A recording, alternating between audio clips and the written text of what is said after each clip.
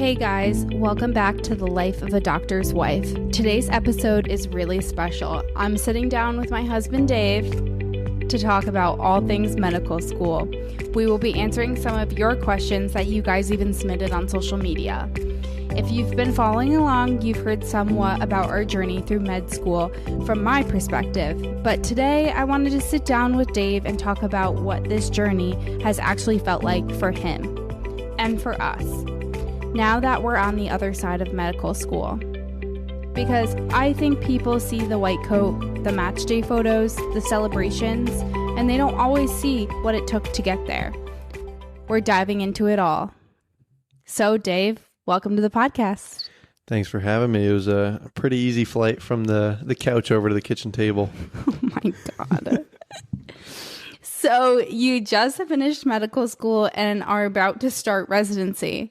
This is a huge transition, not just professionally, but personally. And I want to really dig into what that experience has been like and what's ahead. Let's start at the beginning. What is the difference between MD versus DO, and did you apply to both programs? Yeah, so I applied to both. The biggest difference between MD and DO programs is that the DO programs, they have more of a holistic approach to medicine. And what that means is, really just looking at, the whole patient from different aspects, obviously physical aspect of, what's going on, but also like emotional and spiritual and psychological things that are going on with the patient that may be kind of impacting their state of disease or health or whatever it is. And then another big difference with the DO programs is you're obviously going to get trained in OMM, which is like the osteopathic manipulation, which is a very hands-on technique, pretty useful for a lot of musculoskeletal things. Like I said, I applied to both. For me, I think it made sense to apply to both as someone who was pretty sure that they wanted to do emergency medicine, not a super MD heavy specialty. So I didn't feel like if I went to a DO school, that was going to really hinder my abilities to do that specialty. That's, maybe something that people kind of consider when they're talking about MD versus DO is, if you want to do something super competitive like neurosurgery, dermatology, ENT, those kinds of things, it can definitely be harder, I think, as a DO applicant to get into those specialties, but certainly not impossible. I know, just from our school last year's class, we had people match into those specialties and they were super, super stoked about it. So yeah, I was definitely going to add that. I feel like you guys had like quite a number. Yeah, I think you can do anything from either program. Like I said, it may be a little easier if you do it from the MD path, if you're considering one of those competitive specialties. Yeah, I think that's great. What inspired you to pursue medicine? Yeah, so my father, he's a physician. He's a PM&R doctor, so very different from emergency medicine. But, kind of growing up, I definitely looked up to him, and every day coming home from work, he seemed like he loved what he was doing. Obviously helping people is the biggest part of it. Although I don't think I could ever picture him doing emergency medicine. No, not at all. Neither could he, honestly. He told me, he's like, God bless you. It's not for me. So I don't know where I got that gene from, but certainly wasn't him. But anyways, yeah. So, I kind of aspired to be like him growing up, and had to see it for myself through different experiences that I had, mainly, working in hospitals as like an ER tech, or patient care tech and other kind of clinical, settings. Yeah. Thank you. And, doing research and other things like that, found that, kind of confirmed my career choice into becoming a doctor. Yeah. No, I think that's great. What is one common misconception about medical school? Yeah, I think probably a big common misconception about medical school is, how how busy you are with studying and like, oh, you're constantly, on the grind and you don't get time to do anything else. And, you're buried in your books 16 hours a day, 7 days a week. There's definitely parts of medical school that can feel like that. But I think for the majority of it, it's a pretty manageable level of work. I think, you probably spend about as much time in a typical day as someone does going and working a 9 to 5. If you kind of, you know, plan out your day like that, you go to class, you come home, study a little bit. I think there's definitely people that take different approaches to the way that they kind of do their coursework and studying. I know a lot of people who wouldn't come to class in person and then they would watch all the lectures back on 2 or 3 times speed. That wasn't my style of learning, certainly, but there's lots of people who preferred that. And there's people who spread out their studying over the course of the week, and some people who kind of take it easy during the week. And then Sunday night comes around and they're pulling all-nighters, getting ready for the test the next day. There's a lot of ways you can slice it, but I think overall, it's not as bad as people make it out to be. I also think another big common misconception is that medical school is this huge, cutthroat environment where people are out to get each other and, trying to step on people on the way to the top. And at least for my experience at the school I went to, it was not like that at all. It was a super collaborative environment. People were constantly there to pick each other up and, help each other through hard times, hard exams, tough rotations. It was a really great experience. I don't know if that's a universal experience, and, I'm sure there are, the gunners and the cutthroat people out there that, make medical school maybe a little less fun than it can be. But for me anyways, our class was great, and you're not best friends with everybody, but I feel like we got along really well as a class, and everybody helped everybody, and we had a good group of people. And that's how it should be, really.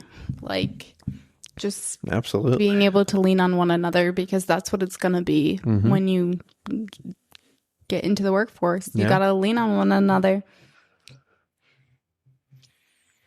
What did you do this summer before medical school, and what would you recommend other students to do during their summer or even a gap year?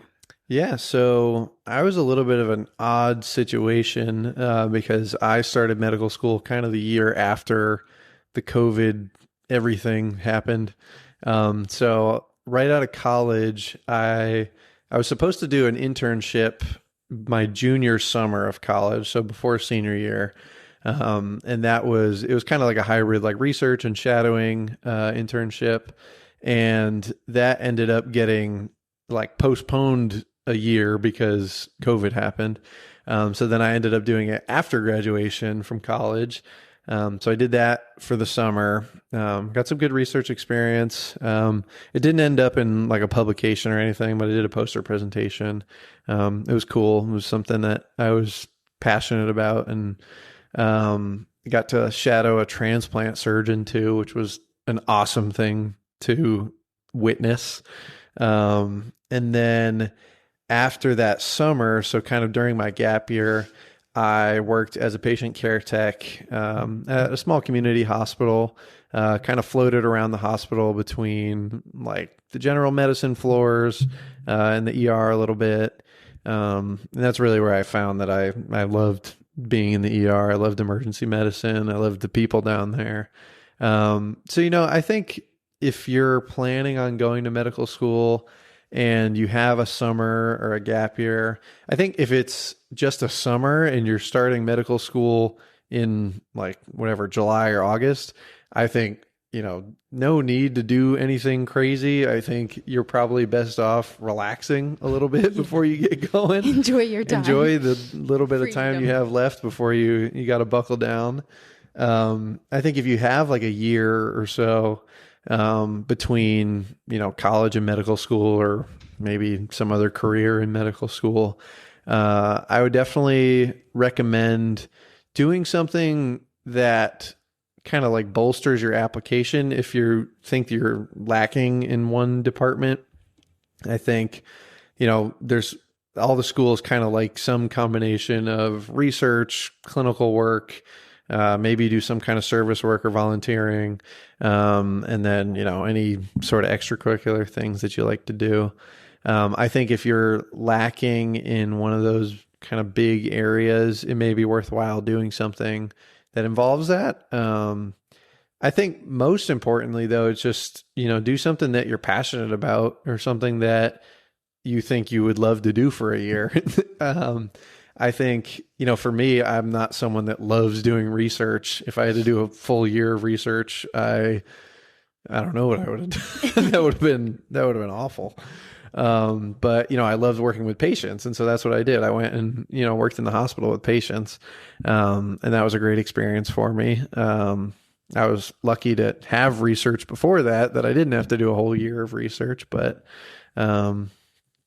yeah, I'd say, make sure your application has the pieces it needs to be competitive for medical school, but then also do something that you like to do for a year, because when you talk about that experience in medical school interviews or even residency interviews, the people interviewing you can tell if it's something that you really liked doing or something that you just did because you wanted to be able to put it on an application. Yeah, absolutely. I did want to touch back on when you were on transplant. I will never forget that summer. I am so glad you did not choose transplant because I just did not like the unknown, Yeah, it was intense. Not being able to plan, you getting random text messages from the doctor at like 2:00 in the morning being like, we got hey, a liver, come on in. Yeah, like okay, it's coming in by helicopter or whatever. Yeah. And like, those you gotta people get are in. they're built different. Not the life for me, but I'm glad someone's there to do it. Yeah. What advice or tips do you have for someone starting medical school this upcoming year? I think the biggest thing is just find what works for you study wise.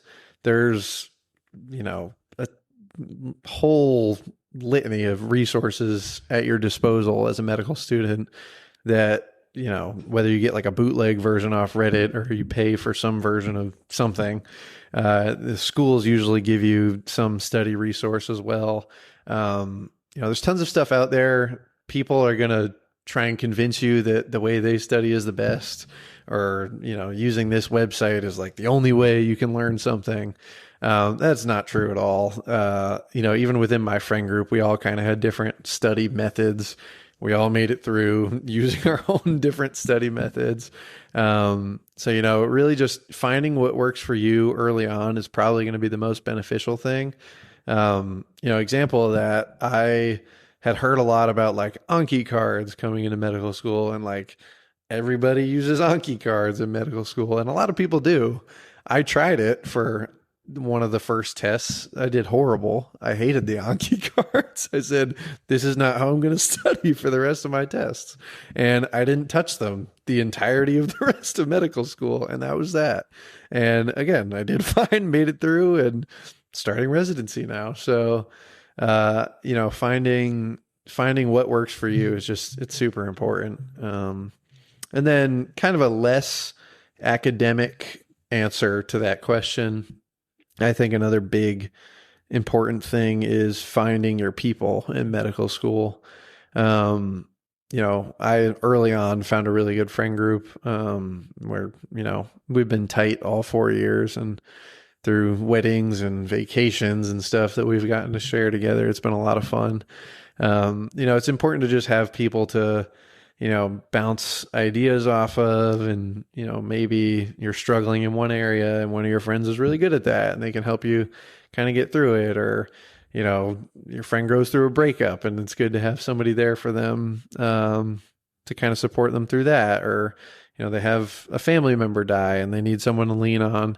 I think finding, a good community in your school is super important. And I know that's something that was really important for you too, from the spouse's perspective, if you want to talk about that at all.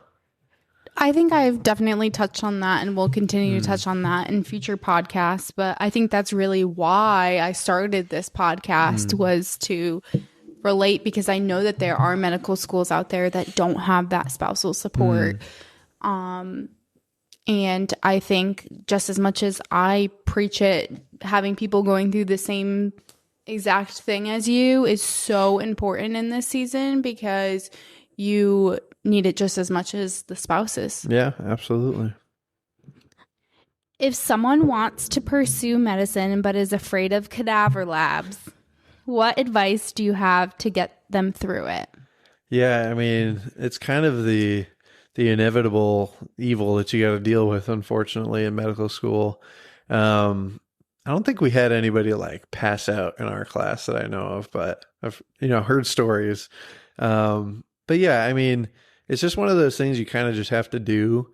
There's not a great way around it, and the more you're in there and kind of exposing yourself to it, you get a little bit desensitized to it. Yeah. Maybe even something like, watching videos online before you actually go in there and like touch the cadaver with your hands and you're right next to it. Just to kind of desensitize yourself a little bit to it might be helpful. It's probably the best advice I can give you. And for the spouses, when they're in cadaver labs, don't look over at their computer when they're home. Yeah. You will regret it. Yeah, no. Just trust me. The amount of times I caught myself looking at things that I did not want to see.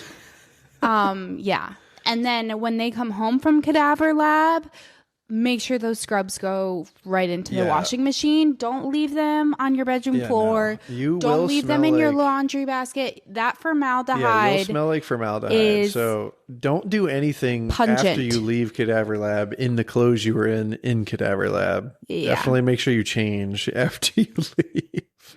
Just prepare to, stay late. I think they might have changed it for the year after us. I think but when we were going through it, it was like you had to get the dissection done no matter how long it took you, even if it took you past the 2-hour block that they had for you during the day.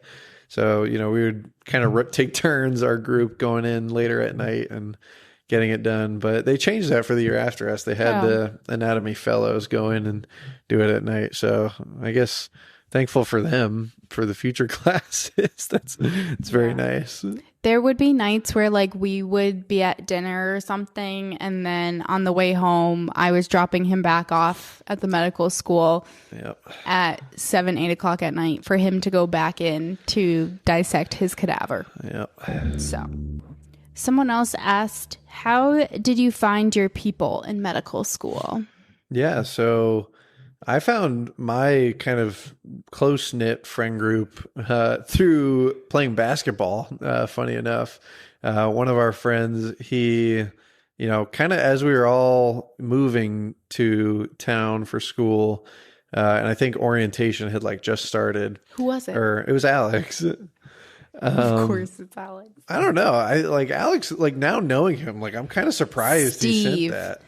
Yeah, Steve. Yeah, I don't know. But he just sent a message to like our big class group chat and was like, "Hey, I'm going to go down to the gym and play basketball if anyone's interested." And then we had actually a good turnout, a good group of people who went and played and, got to meet everybody for the first time, which was crazy. So their first impression of me was sweaty and out of breath and running up and down the court. But it was good. And then, we played a couple more times kind of throughout orientation week. And my close friend group was the group that most reliably showed up every time someone sent a text. And we played basketball probably once or twice a week for the first 3 years, at least, of medical school. At least while we were all still kind of in town. And then fourth year, we all went our separate ways. So we backed off a little bit, but. And plenty of injuries along the way. Yeah. That was the one downside. We had a lot of pulled hammies, rolled ankles, show up to class the next day hobbling. They're like, "What did you do?" And the best was typical whatever Monday afternoon after our test we're playing and I kind of pivoted around fast and one of my friends was coming in to try and steal the ball from me. and I like headbutted him. And okay, but we need to preface this. okay, yeah. You So are I'm a 6 large foot individual. I'm like 6'1", 6'2", about 225, 230. My good buddy is, I think, 5'7", I was gonna say and about 130 pounds. soaking wet. Yeah. And he, balls of steel, comes in trying to steal the basketball from me. And I turned, whacked him. Like our heads just cracked together. And I knocked him over. And so I'm like standing over him like, hey man, like, you okay? Like, I'm sorry, I didn't see you. And he's looking up at me. He's like, dude, you're bleeding. I'm like, what? And I like look down and I'm like gushing blood from my forehead. So he had like his tooth or something caught my eyebrow and I was bleeding pretty bad. And I like went and got a Band-Aid and that kind of like stopped it for a little bit. And I ruined one of your nice towels that I had in my bag. I had like a Kate Spade towel, and this man decided to take it with him to basketball. I didn't know it was a And fancy then towel. It just looked like a to- normal beach towel. And then he proceeded to come home after continuing to play with a gashed eyebrow, wide open, swollen, starting to go black and blue after like playing for what, another hour or whatever you played. Yeah. And also, mind you, we are now 2 or 3 months away from our wedding day Yeah. with this Plenty of time to heal. Plenty of time. wide open eyebrow. Plenty of time. And yeah. And we ran around trying to find an open urgent care or steri strips Yeah. or We went stitches. to urgent care and then they were like, Yeah, they were "Oh, like, we can't do it. it's going to be," no, they were like, "Oh, it's going to be like 4 hours till someone can see you." And I'm like, this is ridiculous. And then luckily, medical school, there's medical people who have medical abilities. We won't say who. Yeah, we won't say who, but a generous upperclassman. Thanks to me. Again, you need your wife friend. She hooked it up, but he had lidocaine and stitches hanging out in his kitchen. He was like, "Come on over, we'll get you patched up." Yep. And that's what we did. Saved a hefty ER bill. $50 Venmo for $50 some Venmo. stitches Yep. in the kitchen. Yep. But I was actually shocked how open you were when I threw that idea out. Why? And you were like, well, does he have lidocaine? And you were like, as long as he has lidocaine, I'll go. Well, yeah, I wasn't going to do it not numbed up. Raw dog in it. I'm not that tough. I like to think I'm tough. I'm not that tough. What are some ways that you found to unwind in medical school? Yeah, so, like I talked about, playing basketball was a huge one, just getting out and doing something with friends that's active and sometimes good for your health, sometimes not. But yeah, fitness and nutrition is kind of big passion of mine. So I'll go to the gym pretty much every day and lift or do cardio. I like to cook a lot. So I'll do that. We have a lot of people over. Yeah, for we meals. do a lot of like family style meals where I'll cook a big array of delicious food and people come over and eat it and leave 5 to 10 pounds heavier. And food for the next few days. And we'll send them home with some leftovers. But yeah, that kind of thing. We've gone on like hikes where we're lucky to be in an area that has a lot of really good hiking. It's nice to be out in nature, away from the walls of your apartment or library or medical school, wherever you are. Yeah, I think just, getting out and doing the things that you like to do, don't lose sight of that when you're buried in your books. I think it's still important to maintain, who you are outside of medicine and, do the things that you like to do outside of studying. Yeah, for sure. What did you do during your summers during medical school?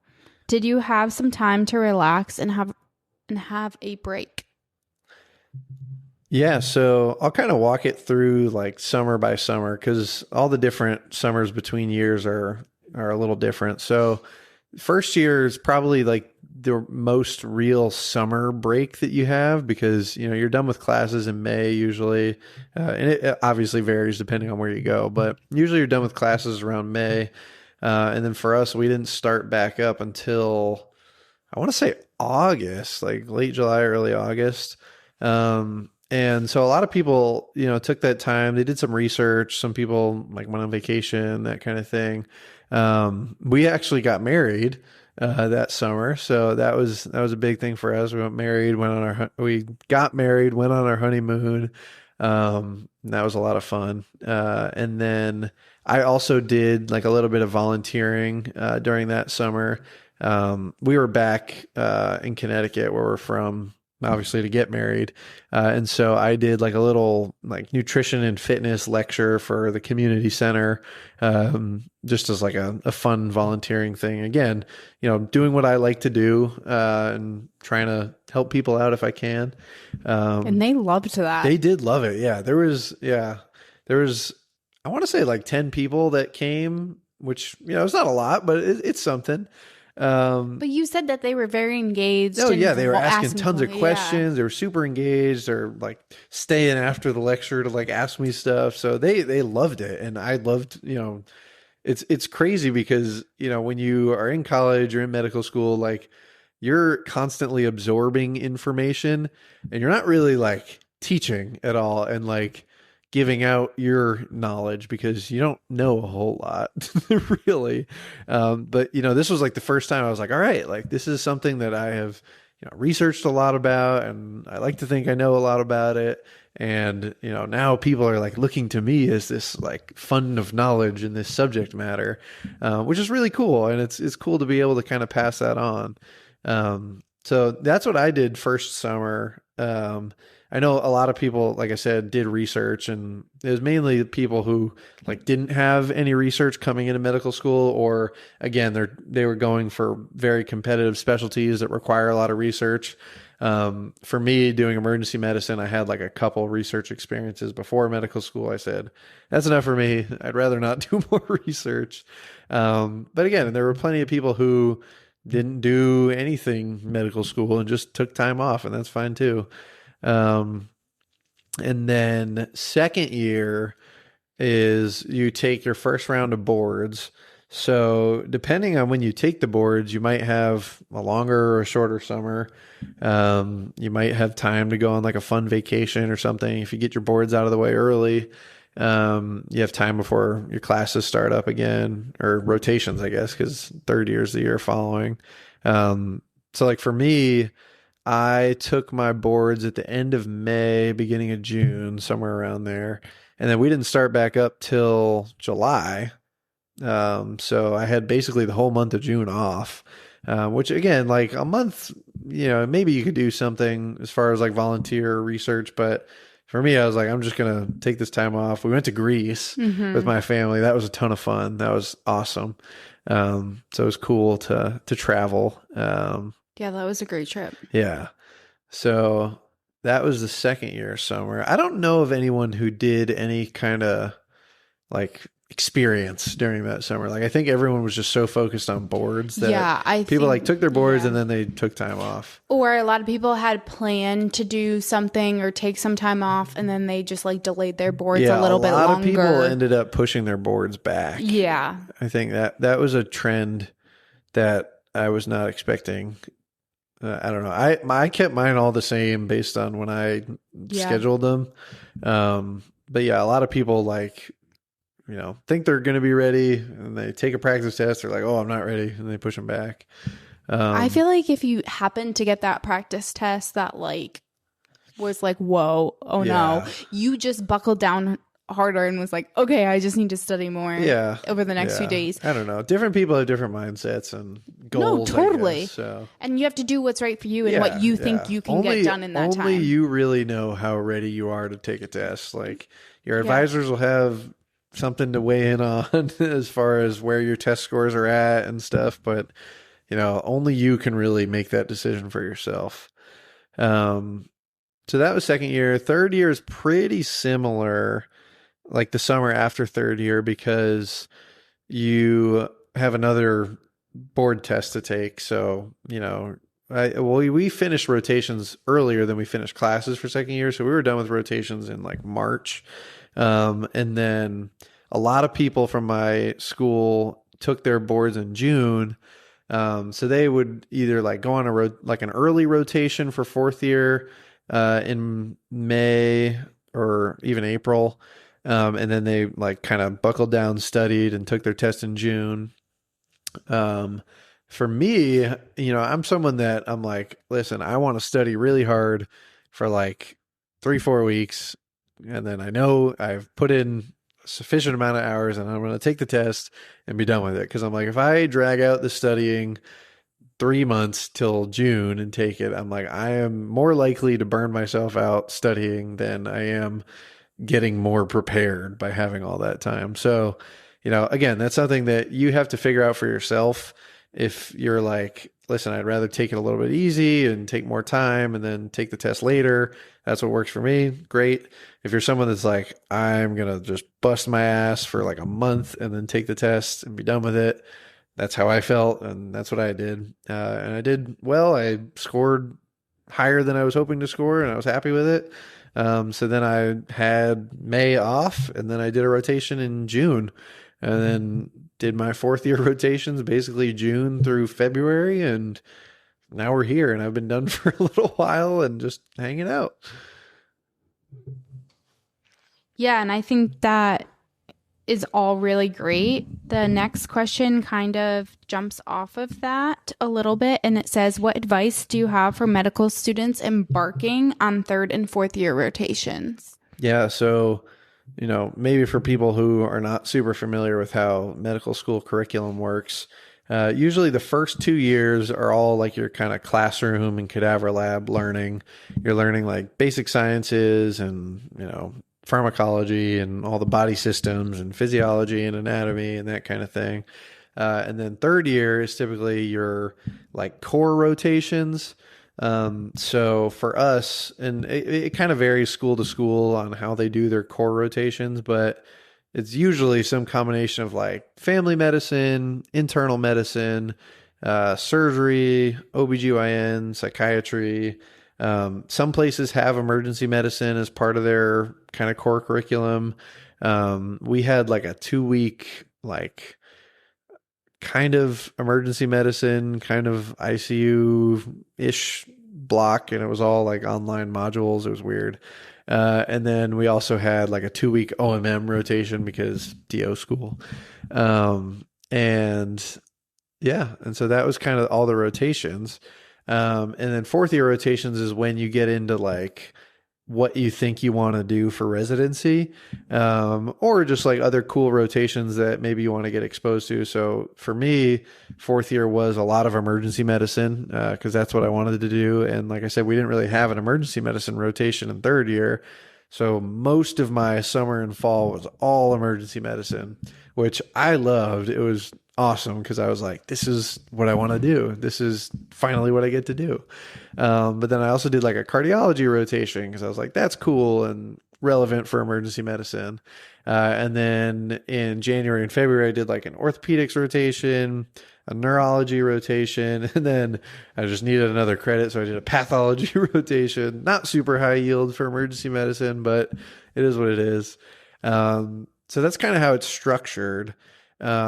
I would say for, advice to medical students for those months is really get to know your patients, because, when you're learning about diseases in like a textbook or something, it's really easy to get them kind of mixed up. There's a lot of overlap in symptoms and that kind of thing. And a lot of the names sound from like the same thing, even though they're not.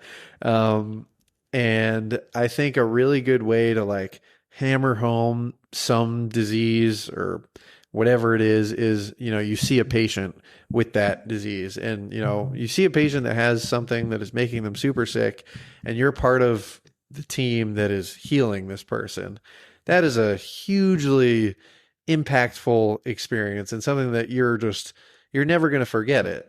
Just really like getting to know your patients, I think is huge. And, even as a medical student, you have a lot more impact than you might think you have. I think there's this common misconception that like, oh, you're the low man on the totem pole, and like you're there to learn, and you're not really there to be, making decisions about patients. And that is true some of the time, but some of the time you're the one to catch something. Maybe the patient tells you something that they didn't tell anybody else, and you were the only one who had time to listen because you don't have a lot else going on. Usually you're only seeing a couple patients you're responsible for. And, the upper level residents or attendings, they got a whole handful to deal with. And so you have a lot of time to really dive in and talk to these patients, which, is therapeutic for the patients in some aspects too. I know on my psychiatry rotation, it was an outpatient rotation, and part of what the doctor I was with did was TMS therapy. It's transcranial magnetic stimulation, and it's basically a treatment for like medication resistant depression. And the patient sits in there for, I think, 20 minutes. And it's just this machine that every few seconds kind of buzzes on their head, and, through some magical process that heals their depression. And it does work. But another part of that is he would have the medical students go in and just talk to the patients. And it could have been about their depression and, how they've been dealing with it, or it could have just been about life. And he said, the TMS therapy is healing, but so is just having someone to talk to. And I think that goes a long way. Maybe that's my holistic DO side bias coming out a little bit, but, I thought it was super cool. No, I think that's great. I want to take a quick break to share something with you guys that I've genuinely been loving lately. If you followed me for a while, you know I'm all about being comfortable, especially in this season of life. And honestly, comfort has become my go-to for that. I wear my comfort lounge sets for everything, like lounging at home, running out for a quick grocery trip, throwing something on when I don't want to think too hard about an outfit. It just always works. And their sweatshirts are probably my favorite. I grab one constantly. It's one of those pieces you don't even have to think about. You just throw it on and you're good. Whether you're traveling, going for a walk, or lounging at home, it is truly my go-to. If you want to try it for yourself, I have a link for you guys in the show notes where you can shop all of their apparel, accessories, and even blankets. I wouldn't share it if I didn't actually love it, and I know you will love it too. Now let's get back to the episode. How did you know so early on that you wanted emergency medicine? Now, let me preface this. So many people have commented on the video that I created that went viral. I think it has close to almost or over 3 million views now. I originally started that video when David was a first-year medical student, more because I thought he was going to change his answer every year. So I thought each year it was going to be some different specialty, and it was going to be this funny haha moment come match day, like, look how many times you changed your answer. But come to find out, it was emergency medicine all along, and he stuck with it. Yeah. And congrats, matched emergency medicine in South Carolina. So that's where we're heading next. But how did you know you wanted emergency medicine all along? Yeah. So, like I said earlier, kind of before medical school, I worked as a patient care tech, partly in the ER. And I just, I loved being in the ER. Like the people in the ER had my kind of sense of humor, and it was cool seeing all the different things coming into the ER, and I liked the shift work, and, working nights sometimes was fun. So it's just like a combination of, my kind of people, my kind of work. I loved like the work-life balance aspect of it. And so kind of going into medical school, I, had that in the back of my mind that that's what I was going to do. I wasn't like dead set on emergency medicine. Like that was definitely like the front runner for the whole way through, but I was never like, oh, this is the only thing that I'm going to do.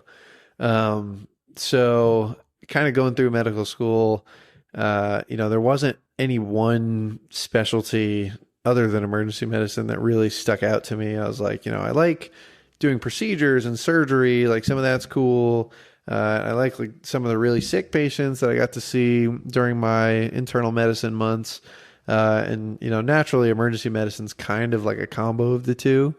I think it's really cool to, be the guy that's like, I know kind of a little or a lot about like everything instead of, oh, I only do this every day of the week for my entire career.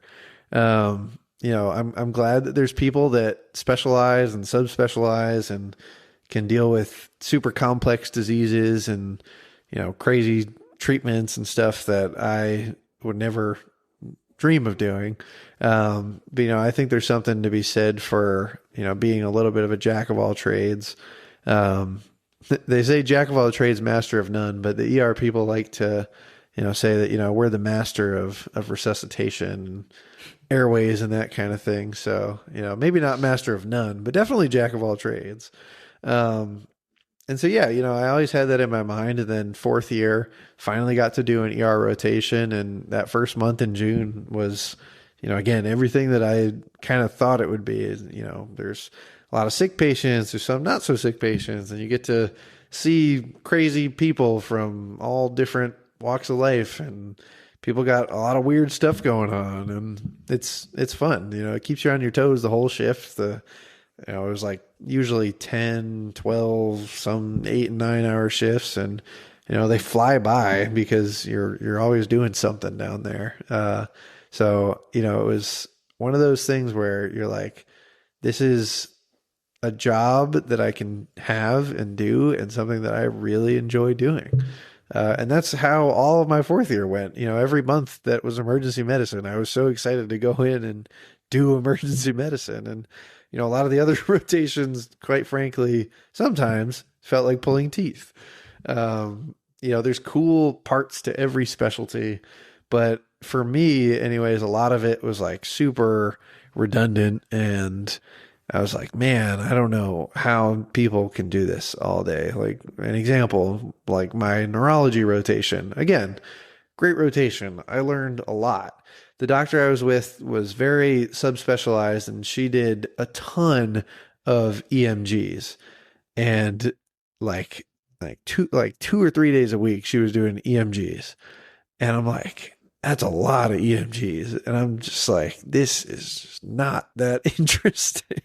And I'm like, it's great because there's people who need them and it's helpful. And, it's a service that patients definitely need. And, but for me, I was like, I couldn't do this every day.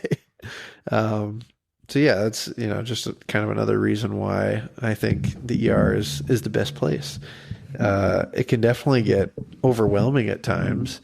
There's times where there's traumas coming in and people yelling at staff and fighting people, and it's all part of the fun. It's all part of the chaos. I'm not shocked you went into emergency medicine. Everyone celebrates the white coat, but no one talks about the sacrifices it takes to get there. What are some sacrifices you had to make along the way? Yeah, I think, obviously medical school is a time-intensive, expensive process.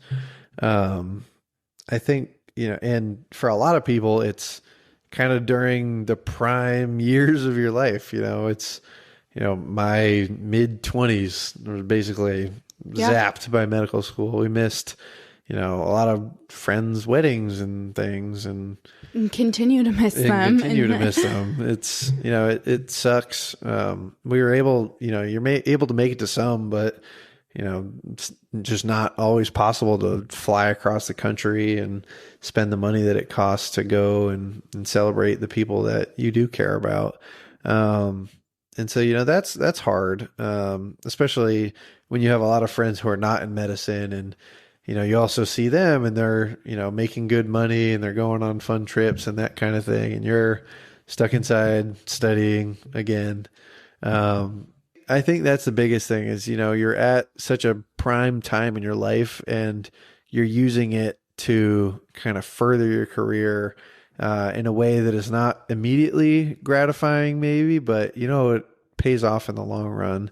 You know, everyone I think who becomes a doctor understands that, but that doesn't mean that it's any less hard when you're going through it. And, you know, a lot of people, you know, are able to kind of find that balance and, you know, go out and celebrate their friends and go to weddings and that kind of thing. It's not to say that you can't do any of that stuff, but, you know, you have to realize that you're not probably going to be able to make it to everything that's going on in your life.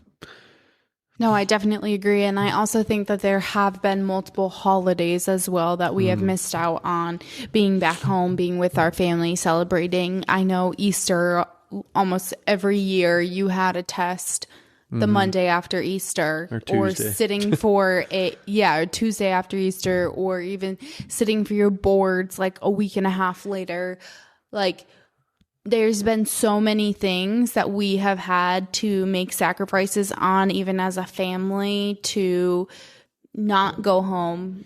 Thanksgiving and things where I'm here with you. But I think it's so important that when we stress finding people in this season with you that are going through the exact same thing as you invite them over for a few hours. You take that study break and you celebrate Easter together. You take that break and you celebrate Thanksgiving. I think this past year, it's 4th years, we celebrated Thanksgiving early because most of you were working Thanksgiving on rotations as 4th year medical students. And some of you guys, big foodies over there, didn't want to miss out on your turkey or your stuffing. So David ended up cooking Thanksgiving dinner early and we celebrated it. So really kind of flexing and adapting really to this lifestyle, that just because the rest of the world is celebrating Christmas on December 25th doesn't mean we celebrate Christmas on December 25th in this household. Luckily, during medical school, usually you get a Christmas break. Well, yeah. But even in our future, I don't think that's really going to change. Yeah, well, especially emergency medicine. The ER, it doesn't close on the holidays, so be ready to work. What year of medical school was the most challenging and why? Yeah, I think probably the most challenging year was first year. I think it's, you know, maybe you've been out of school for a little while, you don't really remember some of your study habits. It's, you know, a new environment that you're adapting to. You know, if you're someone that is coming right out of college, maybe you're learning to cook for yourself for the first time, in addition to learning all about the human body and medicine. So, you know, it's kind of like coming of age as well as intense academic time in your life. And I think balancing all that can be hard. You know, I'm lucky that I kind of knew how to cook coming into medical school. I know a lot of people didn't, and they're spending tons of money on DoorDash and other things. And, you know, that's definitely a hard, it's tough on the wallet, when you're already kind of broke in medical school. Like I kind of said earlier too, I think finding those study habits that work for you, maybe you find it quick, maybe it takes you a little while. So that can definitely make things challenging. For us, you know, we had tests almost every Monday. That kind of kills all your weekends and your weekend plans, and that you kind of have to get used to. What is the weirdest question you were asked in a residency interview? Ooh, I like this one. So, you know, again, for people who are not maybe super familiar with medical school and residency and interviews and stuff, you know, a lot of the interviews, at least for me in emergency medicine, it was more just kind of like getting to know you questions. They're not asking you usually super technical things like, hey, you have this patient and heart failure and what dose of Lasix do you want to give them and that kind of thing. They're not asking you that. They're more just, like I said, getting to know you and get your vibe and see if you're someone that kind of clicks with their program.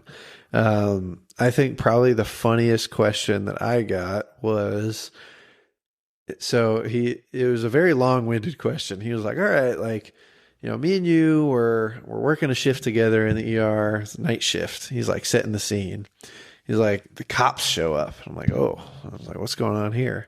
It's like the cops show up, they walk into the dock box and they say, "We're here to arrest you. You have the right to remain silent," and they, read you your Miranda rights, the whole thing. He's really like amping up the drama in this question. He's like, "What did they arrest you for?" And I'm like, ooh, it's a tough question. Cause like, you don't want to paint yourself in a bad light for this interview, like saying, incriminating yourself that like there's this dark side of you that commits crimes.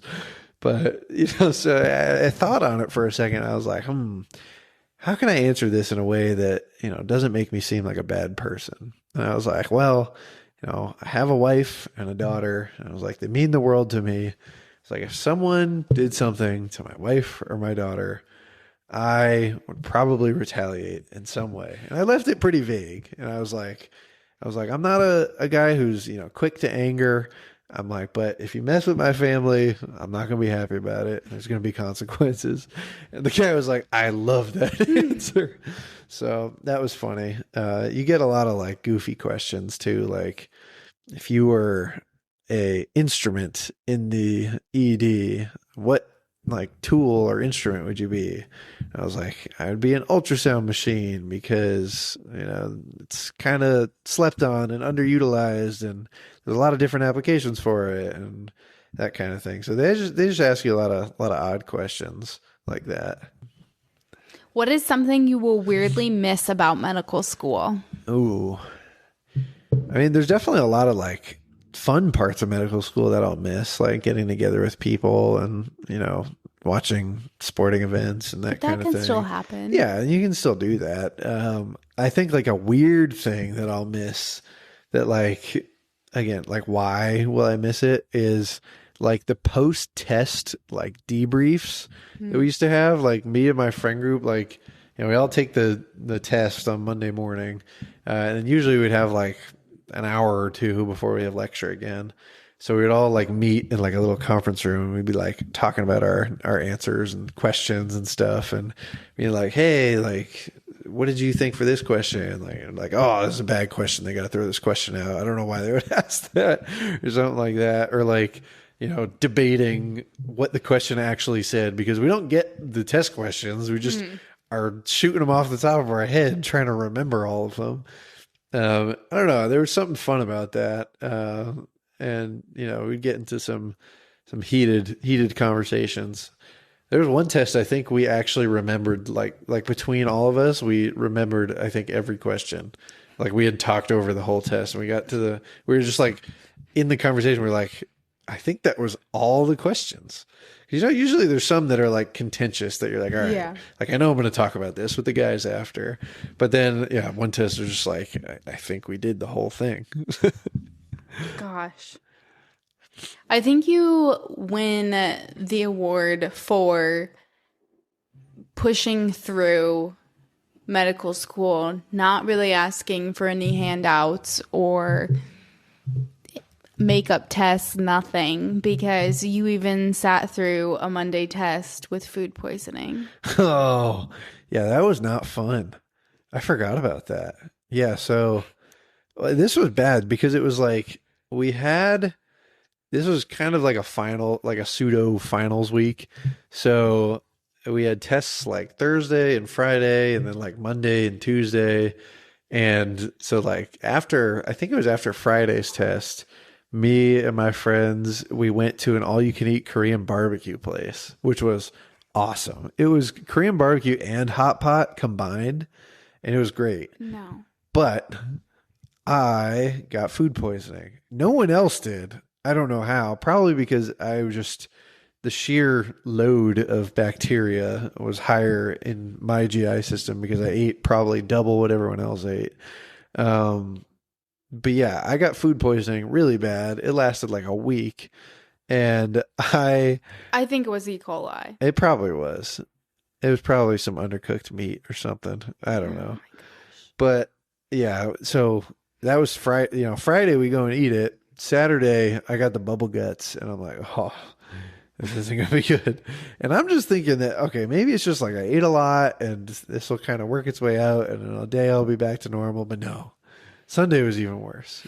I was on the toilet the whole day, basically. And I'm like, I have a test tomorrow. Like, what am I going to do? Like, I have to sit in a room for at least an hour and not leave, really. I mean, like, yeah, you can go to the bathroom, but like, you're on a timer. You don't have time to be taking a dump in the middle of the test. And, I was like, all right, I'm going to go in. I'm going to go to the bathroom right before the test. I'm going to sit there, take the test. And then as soon as I'm done, I'm going to go back to the bathroom. And I did it, and I made it through okay. I did well, and then it kind of worked its way out of my system by the end of that day. So I didn't have to deal with it the next day, but that was not fun. I went crazy weight swing because I had like been losing a lot of weight, and that was like a celebration of like, all right, I'm going to go and have this big meal because I lost so much weight. So like beginning of the day, Friday, I was like 220. And then after the Korean barbecue, I was like push it. Well, after the Korean barbecue and like everything else I ate that day, I was like close to 240. 240? Yeah, it was a big swing. It was like, yeah, food weight, but also like water weight and that kind of thing. But still, like 20-pound swing. And then coming back down from the food poisoning, I was like under 220. So it was like 20 pounds up, 20 pounds down. And I was like, oh, that was hard. Never again. Yeah, we went back one other time to the Korean barbecue since then, but. Did I know that? Yeah. You weren't happy about me going back, but we went back. And I was okay that time. To the same place? Yeah. You went back to the same exact restaurant? Yes. We ordered different things. I don't think I could ever walk back into that kind of restaurant, let alone the exact same restaurant. You got to face your fears. Looking ahead, I do want to briefly touch upon residency and what's coming next. What are you most excited about in our new hometown? Yeah, I mean, I think I'm just really excited to experience a new city. That's part of it. That's part of why I chose where I chose. Our current area that we're in, it was nice for medical school. I think we kind of exhausted this area as far as places to eat and things to do and that kind of thing. We met some great people here, but I think we were both kind of ready for a new environment.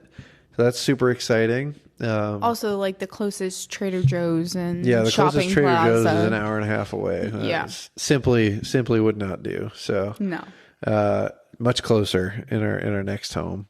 I also think again, just like a paycheck is nice. So there's money coming in versus going out. Also, we didn't really have the choice to stay in Lynchburg because there isn't an emergency medicine program here. So even like the closest emergency medicine program to here, we still would have had to move no matter what. So yep. So that's part of it. I also think I'm just excited to again do what I want to be doing for my career. I again loved all my fourth year rotations doing emergency medicine. Now that's like what I get to do all the time. So I'm super excited for that. Excited to learn a lot. You think you know a good amount coming out of medical school, but from what I've been told, once you get to residency, it kind of resets and you realize you don't know anything. So excited to be humbled, I guess, and work hard and become a good doctor. Excited to meet my co-residents. It was really cool. Actually, one of the other interns I had done a rotation with at a different hospital during fourth year, and then they kind of posted on social media like a picture of all the interns, and I texted them. I was like, I'll see you the next couple of years. Like, that's so cool. That's one of the things that I feel like you don't realize is, like, regionally, like within a specialty, it is such a small world. Like, you see a lot of the same people over and over again on like interviews and rotations and all this kind of stuff. Like the same people keep coming up, and you go somewhere and you're like, oh, like, did you like interact with this person in this place? And they're like, oh yeah, I love that person. So it's just super funny, like talking to everybody, and everybody kind of knows everybody a little bit. Yeah, that's crazy. When you think about starting residency next month, how are you feeling? Are you feeling the excitement, the pressure, or the unknown? Yeah, I think it's a combination of the three, definitely. I think mostly excitement. I think it's, again, cool to be in a new place, cool to be doing what you're doing, and you're finally a doctor, and it's exciting. I think there's pressure to be expected. I think the programs realize that you're not going to know everything as soon as you get there, but you better learn quick. And so, there's definitely pressure in that sense, but I think that, you have faith that the programs are going to train you well, as long as you're willing to put in the work. So, I don't think that I'm super worried about that. And again, I think that, sometimes it can be a little bit daunting, putting yourself out there, meeting new people. But, once like I said, it's kind of a small world, and within a specialty, there's a lot of the same personalities. I felt like I got along really well with all the ER people, the students, the residents, the attendings, everywhere I went. And I feel like my co-residents it'll be easy to get along with them too. I think that's a wrap. Dave, thank you for being here and opening up about your time in medical school, because I know it's not always easy, but I think your perspective and advice can really help other med students. And to anyone listening, whether you're in medicine or loving someone through it, I hope this reminds you that what you're feeling is valid and that you're not alone in it. And if you haven't already, be sure to subscribe, leave a review, and follow along so you never miss an episode. It helps this little community grow in the best way. You can find me on social media at Life of a DR Wife. Until next time, take a breath, pour yourself a nice coffee, and be kind to yourself. I'll see you in the next one.